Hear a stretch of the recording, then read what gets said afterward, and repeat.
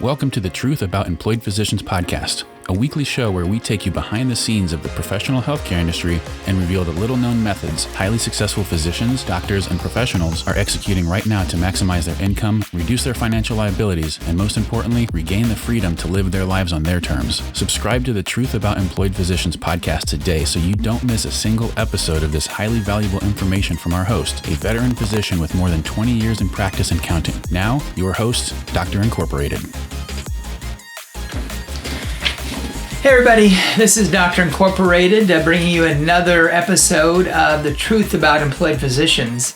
I'm really excited this week to bring you my son John, who is a third to fourth year medical student at Midwestern University, Indiana University, which is where I attended, and we're going to kind of unpack a series. It's going to take many weeks, but I think it's a series that you'll find interesting as we sort of dialogue about different elements of being a physician. And kind of the spirit of this is based upon a book that I'm in the process of writing for young physicians that talk about really some of the important elements I think they need to know. And the spirit of that is things that I really want to share with my son John as his dad when it comes to being a doctor. But I also find some of the conversations I've had with John about being a doctor to be pretty interesting too, because his generation has, well, some interesting views about medicine that aren't always congruent with what I was taught. And I think this is going to be some good dialogue talking about it. So John, tell us a little bit about yourself so our audience can get to know you and get to know about where you're at. Okay, sure. Yeah. So from the Midwest, from the good old state of Indiana, and I left the state to go to another school for undergrad. Went in pre-med knowing I wanted to go into medical school afterwards. I got a psychology degree. That was kind of the most intriguing area of undergrad that I found that I felt would be most applicable to actually practicing medicine compared to doing chemistry or biology or biochemistry, because the reality is, and most doctors and medical students know this, you're never going to use those things again. Okay. So I kind of felt like it was a waste of my time to study so hard on those topics when I didn't care that much about them, and I wasn't ever going to use them again. So I went the psychology route. Now, you went in as a chemistry major. I went in as a chemistry major and then switched to psychology when I realized, one, I liked psych better, and two, I wasn't going to use chemistry again, so why go through the hardship of chemistry? Chemistry isn't easy. So when you went to undergraduate, and you went to University of Alabama, it's okay to say that, and we're coming up the time of the year when people like football and college football, and it's kind of a fun time of the year for you in that context. But you went to undergraduate knowing you wanted to be a doctor, is that right? Yeah, that's true. How did you know that? I think I don't know. I feel like there's a lot of things growing up that I just felt like I was called to be a doctor. Of course, you get that little bit of extra push and experience when you grow up in the household of a doctor, so you get the extra time where you get to maybe, in a small town, you see all the patients around town always saying hi and asking about their medical problems and getting prescriptions at Lowe's and those kinds of things, and going and staying on the sidelines at different high school sports events, and going in for waiting in the doctor's lounge while babies were being delivered, and rounding on patients, all those things that I guess most, the average 10-year-old or 12-year-old or 15-year-old, they're not going to get that experience. Even if they think they want to go into medicine, they don't have, I think there's a little bit more of a disconnect about what it's really like. And so I don't think I was ever, I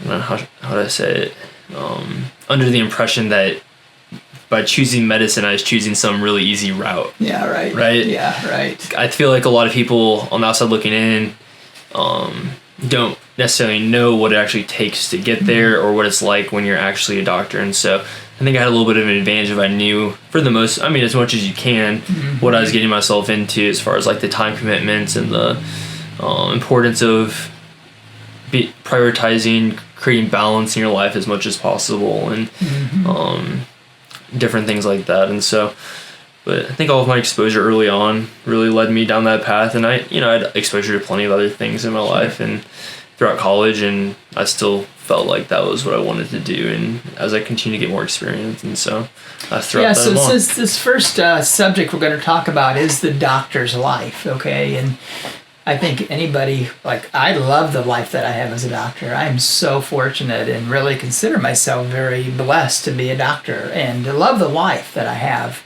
And I think hopefully most medical students are anticipating that sort of good life that they're going to have and what the doctor's life's going to be. You don't quite know what it is unless you grew up with somebody who was a doctor, right? Or somebody, family member who was a doctor. So I'm kind of interested in even in this subject right now, hearing you talk about it, what were some of the things that made you say, it's great to have the doctor's life? And what were some of the things that made you go, I don't know if I really want to be a doctor, because I see the other side of how hard it is to be a doctor. Sure. Some of the advantages of being a doctor, I'd say, are the just the constant learning and intelligence that it takes. I think that there's a lot of critical thinking and problem solving. That's not necessarily true it's true for a lot of jobs, but not for all jobs. It's a lot more, I feel like, mental labor than physical labor. Not to say that there's not both, or Sure. to downplay anything else, but and so to me that was interesting, and I've always enjoyed physical labor, but I think that I've always had a greater strength in problem solving and thinking through things and learning, and so that was always attractive. I think that the ability to live a moderately nice lifestyle, the paychecks that are available you get paid for what you're worth, I think, for what you do, and I think that that's really valuable, and because you're a valuable member of society, you you have a little bit of extra negotiating power, and you also have social power in that you can help benefit your community in unique ways that other professions are not able to. You have extra insight and trust from community members. I always think that you can use that for a lot of good things. Yeah, and right. We always tried to, and still try to do that in our home and in our family. Did your peers, watching you grow up as a doctor's kid in school, always think, you got it made? Man, come on, it's the easy life for you? Yeah, I think that, I feel like you get that more when you get older. When you're like a young kid, no one, for the most part, kids just don't know. Right. Or you don't know. I feel like it's just your normal, right? You just kind of think everyone's life's kind of like this, and so you probably take a lot for granted as a kid, but I never felt like we lived a super extravagant lifestyle. I feel like I never worried whether I was going to eat anything or be able to participate in extracurricular activity or things like that, but I didn't feel like we were doing all sorts of crazy things and driving the nicest cars, and I think there's that moderation in that was beneficial, in that I didn't ever consider myself that different than someone else who was from a different background. And I think that was valuable and gave me good perspective and good appreciation for everyone else and their different positions that they came from that might not have been as fortunate, where they did sometimes have to worry about what they were going to eat the next day or things like that. So you didn't find it to be a negative growing up as the doctor's kid in terms of the expectations, perceptions, all that sort of stuff? I don't feel like I did. I don't think I ever struggled with those things really that much. I didn't really feel those pressures. If there were any pressures like that, I just took them on and tackled them. I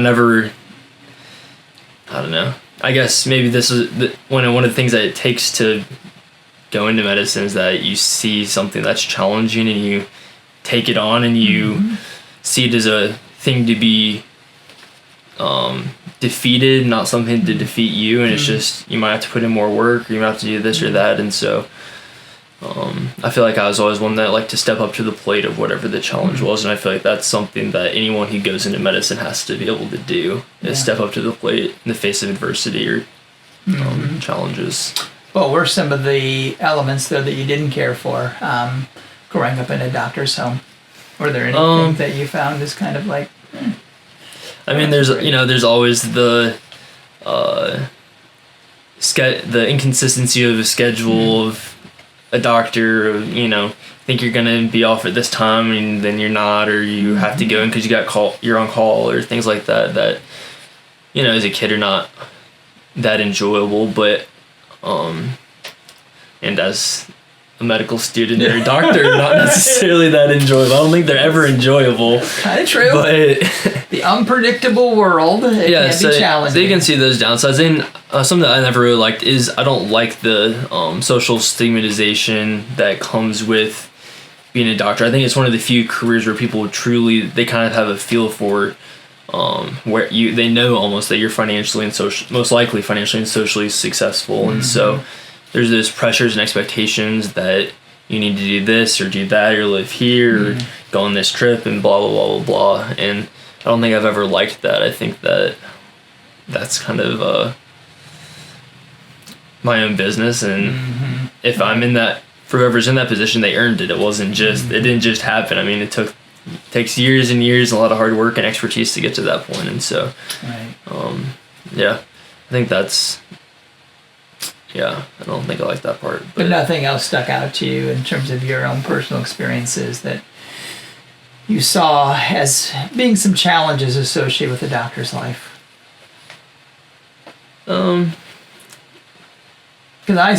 I certainly feel like the opportunities that are created by my profession and by some of the economic forces that go along with it that provide security and provide resources to do things really outweighed most any of the negative elements with being a doctor. And I think, to your point, the greatest challenge, and this has changed really from the time you were born till now for me in practice, is the unpredictable world for me as a primary care doctor when I used to take care of hospital patients that were adults, do OB, do peds, really did everything, inpatient and outpatient. Being on call and being available 24/7 was pretty challenging at times. Now I think things have moved forward for a number of reasons to the point that life is less unpredictable for me. Now I still do obstetrics, so by definition it's going to be a little unpredictable. Yep. And I still love obstetrics and delivering babies, but I think it's a little more predictable now than it used to be. And so I think for your generation that's going into medicine in the future, I think that's the forward navigation that we're going to see more and more. I think most of your generation of doctors don't like and won't tolerate quite as much the unpredictable world as they do the predictable world. What do you think of that? Yeah, I think that's true. I think there's just a bigger focus on having separate lives. I think there's a bigger focus on having a work life and a family life and a social life, and kind of having things broken up rather than having your work life kind of be like a steamroller over everything else. Yeah, right. So I feel like that's, there's like a bigger awareness of that now. Yeah. So especially with the high rates of burnout that are in the medical field, I think that's especially true. I think it's really important. Interestingly enough, you're married. Have been married now for how long? 2.5 years. 2.5 years. So your wife fully has kind of been with you on this medical journey that you've gone through. And I know for me, my wife has very much been a significant factor in bringing stability to my life, but also she's understood some of the sacrifices that she had to make as the spouse of a physician. It's not a great gig all the time. It can be pretty tough. But yet, I know for me, she's my rock. She, and I've had a tough day. She's the one that kind of smooths it all over. And I can't wait to get home, to get to her, because she's safety and security and comfort to me in a way that nobody else is. And just like my whole family operates in that way, but my wife in particular has proven to be a very important part of that process for me. But she's had to sacrifice. She knows the relational sacrifice that she's had to make because of me being in medicine. Tell me a little bit about how that's played out for you, even in medical school, with your life. I think that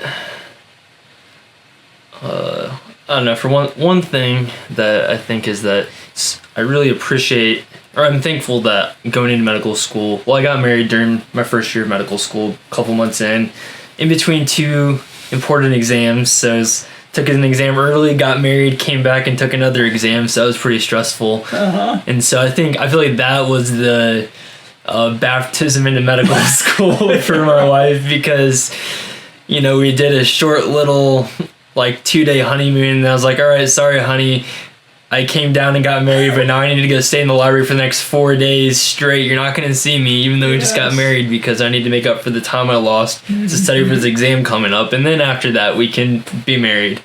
And so it was just she went through that fire of reckoning from day one. And most people know the first semester of medical school is often the hardest semester of medical school, as you kind of adjust to just how much more of it that it takes from you than it did in undergrad. At least for me. Yes. Some people, they float through it, but I think most people have to work harder during it. And so it's been really nice to have my wife be a part of that, and that we're going through the whole process together, and she'll be able to have a full, when we get to the the end of everything after residency, and I'm an attending, we're going through, still practicing, to have been there throughout the whole journey, I think is going to be really valuable to, there's not really going to be many other people, or really no one else who's going to fully understand all that it took to end up where we were. And I think that reaching that point, when I get there, I'm not going to feel like it was, I just did it for me. I feel like it was like she did it with me. Right. You know what I mean? It's like it's almost like there should be a secondary side degree, like a, I don't know, step down degree for people who went through the medical school process with their spouse, because there was so much work and sacrifice from them as well. Between the first year and then studying for step one, and then after that you've got clinicals where you've got 8 to 10 to 12 hours a day, and then when you are home you're studying because you didn't get to study during the clinicals. And so just feels like your time just gets eaten away at, and so to have someone who's understanding of that and supportive of that and allows you to have a little bit of escape from all of that is just it's so powerful. Valuable, so it valuable. Is. I agree with you. And as you know, you're a late mother, and I got married similar to you. I got married in my second year of medical school, halfway through, so we're pretty similar in that context. And she had a deep understanding of all the sacrifices that were needed for me to get to the level that I was. Now, your stepmom, whom really has been your mom most of your life, she came on board, though, after I was an attending physician, so she got to miss all the junk associated with medical school and residency, which for our audience, especially if you're younger or a doctor-to-be or a younger physician, you know the junk that I'm talking about and the hardship that really is part of that process.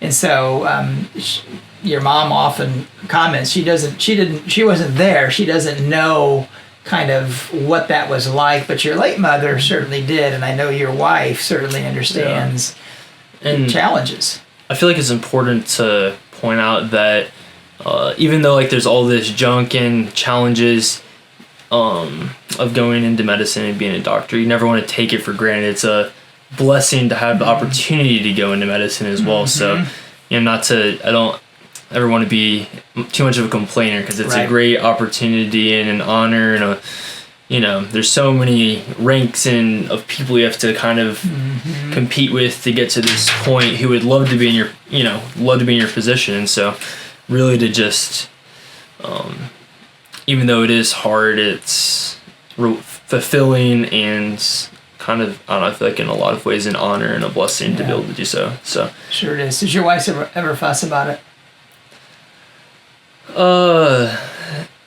Sometimes she says she wished she'd married a doctor instead of a medical student.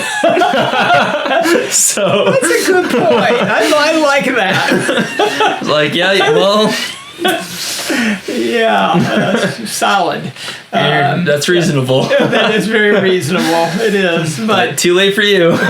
But you know what? That is one of those realities, though, that happens is you do tend to think that, oh, the next level is going to be so much easier. From medical student to resident, and then resident to attending, you really do. You always think this is going to get better. It's going to get better. And it does in some regards, because your professional responsibility and your sense of even inner identity is growing in the process. But the same things that eat at those relationships and try and steal from relationships like your marriage will continue at every level that you're at. And so it really does take sort of a determination to not let it get out of your road. And I would maintain that what you're doing now in medical school is actually setting up or creating the right boundaries and the right architecture for you to have a healthy marriage in the context of medicine, and not saying, well, it'll get better when I'm a resident. Oh, it'll get better when I'm an attending. No, I think what you do now makes a difference. What do you think of that? Well, I feel like the fallacy is it will get better as though it's just going to happen on its own. Yeah. Right? I think you make it better. I'm very much you make your life what you want it to be. Like I think that having that personal volition, or I think people have the ability to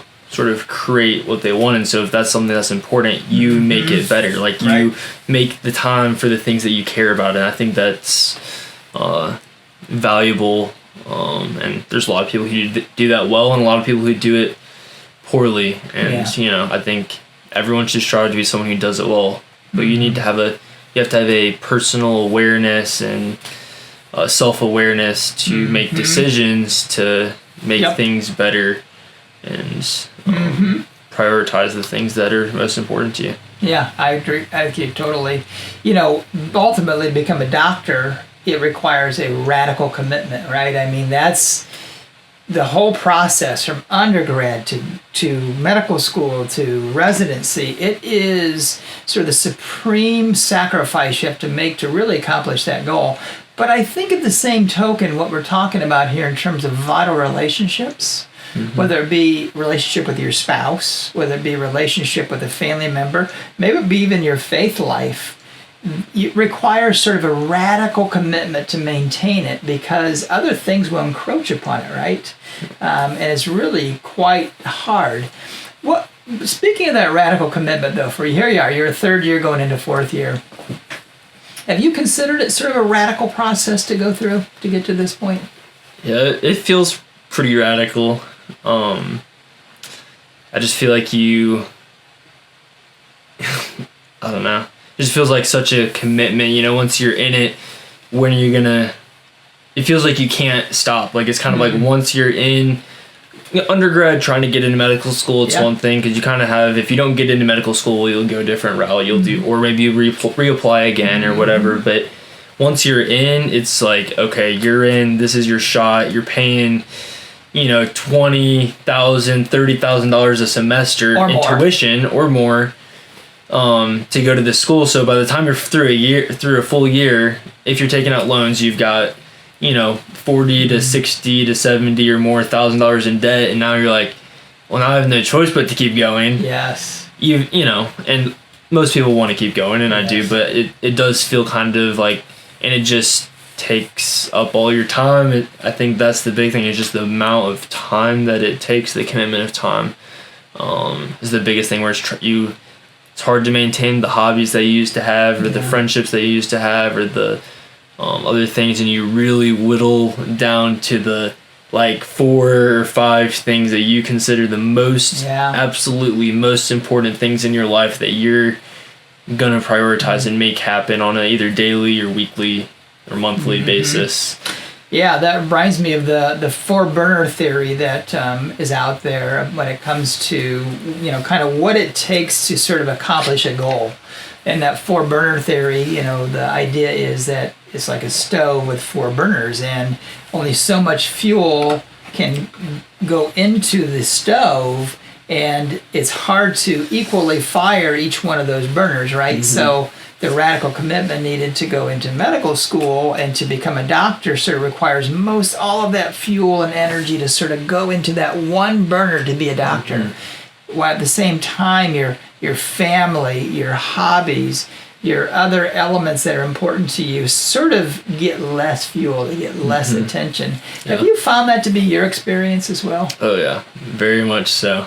Yeah, it feels, because everything's so high stakes all the time that you feel like you can't help but put majority of your energy towards your schooling all the time. If you don't pass this test, if you don't honor this clerkship, if you don't get this letter of recommendation, if you don't do this extracurricular, if you don't, just all these things. And the thing is that the reality is you're not making the importance of those things up in your head. They are that important. Yeah. Right. It's not like to just something, the next goal. Right, to get to the next stage. I mean, because the reality is if you do terrible in step 1, if you get a 200, you're not going into dermatology.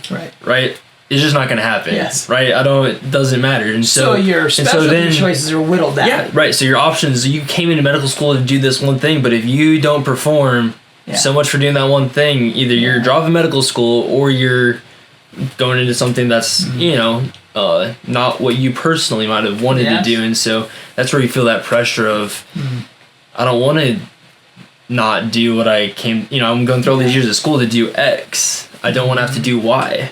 Just because I didn't perform, and so in order to perform, you have to prepare. And that takes the time to prepare. Put all the fuel in that one burner. And so that's where you end up with that, putting everything towards that one. And the other things start dying down, the hobbies and the working out and the hanging out with people and the things like that. And so I think it's important, but the only way to counter that is to be intentional, and for me to schedule things and try to maximize my time. And so usually for me during each clerkship or during each like system subsection like cardiology or GI or whatever, I literally schedule everything out for the whole month in order to figure out how to get all of the studying I need done in order to get the grade that I want. But also that not only helps me get the grade I want, but it allows me to free up more time to do things that I care about, such as try to work out 4 or 5 days a week, or make sure that I'm spending time with my wife every day. Just those things that I think are important during the day or during the week, but they're not just gonna happen, right? You have to commit to, I'm not gonna turn on the TV when I get home and waste my time. Instead, I'm going to keep studying so that way I can be done by 7:30. I can hang out with my wife for an hour. And then I can chill out and go to bed and then start over at 5 a.m. the next day or whatever time. It requires some inner discipline in that process. A lot of discipline. A lot of ideally. I mean, I think if the most successful people, if they may be super highly intelligent, and they can sort of fast forward over all that stuff and they just get it. But I think the majority of people, if they really try and balance this all out, it does require some inner discipline. Definitely. Which is part of the qualities of being a good doctor, right? And that's all kind of thing built into that. But it's radical and it's really challenging. But I think it leads to some of the underdevelopment of some of the skills that, frankly, your peers develop, because they don't have to go through such a radical commitment. They go get an undergraduate degree and they go into the work world and they start living life. They either get married, start living life, and they're doing their job. It requires a certain amount of focus, but it doesn't require that intense focus, that four burner model, they're able to actually balance things out and find that middle ground. Yeah. Whereas here you are living your life, compared to those peers. And all of a sudden, for me, I always said it felt like I was living in a cave. Like those years that went from undergraduate school into residency, those 4 or 5 years or so, even my first year of residency was pretty intense. Yeah. I'm not sure a whole lot what happened in the world at that time. Yep. It's like you're hidden away. A lot. Yeah. Okay. And I was sort of content with that. Just knew that's what it required. I was very attentive to my wife during that time, and there were a lot of things that did happen. And I actually maintained a great involvement with my church and with some friendships in that. But the rest of the world, TV, media, cultural stuff, I pretty much was oblivious to it, to be honest. Yeah. And it kind of requires that, doesn't it? Oh, for sure. I feel like it's literally, you're studying all day, you're reading your textbooks, doing your practice questions, doing your flashcards. You look up like, oh, wow, something big happened today in the world. Okay, back next flashcard, next right. Practice question. Yes. Nothing I can do about that. It feels like such a bubble from the rest of the world almost. And in more ways than one, because also at the same time we're not really working, we're not getting a paycheck. Yeah. You just kind of have this guaranteed money from you're paying for Uncle all that. Sam. Well, you pay for it eventually, but in the moment, you just get the check in your bank account and you kind of have your things paid for, so you are able to fully focus. You're not having to work, but you also aren't dealing with a lot of those normal life things that the rest of the world are working and going through, and those world events and those things actually affect them. Yes. Right, but you kind of have that guaranteed, you're going to be able to make your rent payment, you're going to have money for food because you're guaranteed those loans, because Uncle Sam knows you're going to pay him back with a 7 to 8% interest rate. Yep. And so they'll give you the money. That's a whole nother thing. We'll talk about that in another subject. That's an interesting thing, because there is the debtor's life, and we will spend some time talking about that. John and I's discussion about the doctor's life went a little longer than we thought. So we're going to wrap up session 1, or part 1 of our conversation a little earlier to break it into 2 sections, and we hope you tune into part 2 of the discussion on doctor's life. I think you'll find it to be just as interesting and invigorating as the first section. And make sure and send us your questions, your comments, your thoughts that you have via the SpeakPipe, via email, via any of the social media outlets that we have with Doctor Incorporated. We'd love to hear from you, to answer any questions that you have. Thanks.